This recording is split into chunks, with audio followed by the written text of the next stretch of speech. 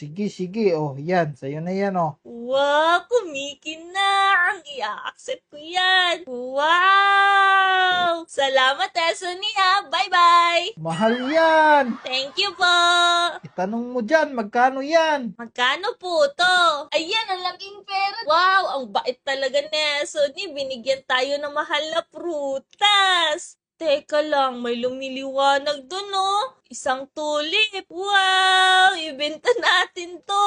Ipakita natin yung Esony. Esony, may papakita ako sa'yo. Uy, andito ako sa likod mo. Saan ka ba pupunta? Diyan ka pala eh. Tignan mo, may tulip ako, kumikinang. Uy, para sa akin ba yan? Ang sweet mo naman. Kasi binigyan mo ako kanina eh. Wow, ang ganda naman ito. Magkano kaya to? Wait lang nga, ibebenta ko muna.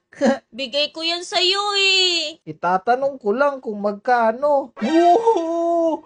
Alam mo ba magkano to? Magkano ba yan? 100,000 daw. Sa'yo na lang to kasi walang pera. Binigay ko yan sa'yo eh. Sige, kunin mo na lang yan. Marami naman akong pera, wi. Sige, tatanong ko nga kung magkano to. Magkano po to? 143. Wow, 1,000 po. Oo, 143,000. Wow, ang laki pala neto eh. Sige, benta ko to. Ayan, ang dami ko ng pera. Tara, magtanim muna tayo. Ayun oh, may gold tayong strawberry. Kunin natin to. Ayun pa oh. Tapos yung carrots din natin, no? Ang laki. Benta natin to. Ano kaya yung ginagawa ni Esony? Tara, bisitahin natin ulit. Esony! Uy, may. Bakit panay sigaw ka dyan? Ang dami mo namang mga alaga, oh. Pahingi ako isa. Sige. Wait lang ha. Kunin ko lang. Talaga, ibibigay mo?